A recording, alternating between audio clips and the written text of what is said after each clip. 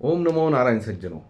बहुत सारे लोग यूनिवर्सल पावर सेंटर में आते हैं और बहुत सारे लोग यूनिवर्सल पावर सेंटर में आने के बाद उनके जीवन की जो कहानी है वो दुख भरी कहानी बताते हैं। बहुत सारी महिलाएं जो है ऐसी कहानी लेके आते हैं, ऐसा जीवन का प्रवास उनके जीवन में आता है, ऐसा पड़ाव उनके जीवन में आता है कि उस पड़ाव से गुजरते समय कोई भी महिला हो उसको दुख होना ही होना है। बहुत सारी महिलाएं ऐसे प्रश्न लेके आती है, ऐसी चिंताएँ लेके आती है कि उनके जो पति पति देव जो बोलते हैं या फिर उनके जो पति श्री है, तो उनका आदमी बाहर विवाह बाह्य संबंध रखता है और अपनी जो कमाई का जो पैसा है वो बहुत सारा पैसा बाहर की औरत को वो देता है। घर में बच्चे होते हैं, बीबी होती है और सुंदर बीबी होती है, तो वो होने के बावजूद भी वो अपने संसार में ध्यान देता नहीं है। और वो जो घर की लक्ष्मी है, उसकी जो औरत है, वो प्रताड़ित होती है, बहुत दुखी होती है और उसके दुख का कारण खाली उसका जो जीवन साथी है, उसका जो मर्द है वही होता है। और उसका हस्बैंड अगर ऐसे गलत रास्ते पे जाता है तो कोई ना कोई किसी ना किसी महिलाओं को दुख होना ही है। उसी तरह से उसी तरह से बहुत सारे पुरुष जो होते हैं बहुत सुंदर दिखते हैं और उनकी सुंदरता होने के कारण बहुत सारी जो महिला है उनके तरफ आकर्षित होती है। लेकिन ध्यान रखना है कि आपको आपके संसार को बचाना है। उसी तरह से कुछ महिलाएं जो होती है वो विवाह बाह्य संबंध रखती है, किसी अनजान व्यक्ति के साथ उनकी दोस्ती बढ़ती है या फिर उनका रिलेशन बढ़ता है।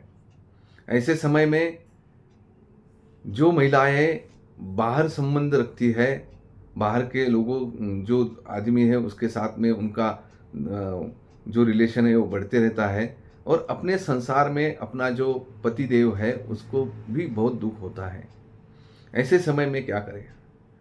अगर आपको लगता है कि आपके घर में, आपके परिवार में या फिर आपके मित्र परिवार में ऐसा समय आ चुका है या फिर ऐसा जो घटना है, ऐसे घटना घटित हो रही है, तो इसको आपको कैसे रोकना है? इसको आपको रोकना है, बिल्कुल रोकना है। क्योंकि हर कोई इंसान ये चाहता है कि मेरा परिवार हो, मेरा संसार हो और मेरे संसार में जो है बहुत सारी जो कठिनाइयों को दूर करके मैं मेरे संसार को अच्छी तरह से निभा सकूं।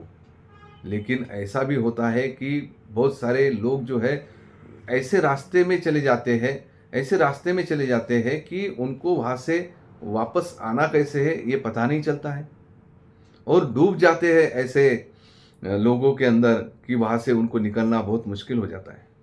तो ऐसे समय में जो औरत अपने संसार में अपने पति को छोड़ के जो गलत रास्ते पे चली गई है और ऐसा आदमी जो अपनी पत्नी को छोड़ के गलत रास्ते पे चला गया है, तो ऐसे समय में आप क्या करेंगे?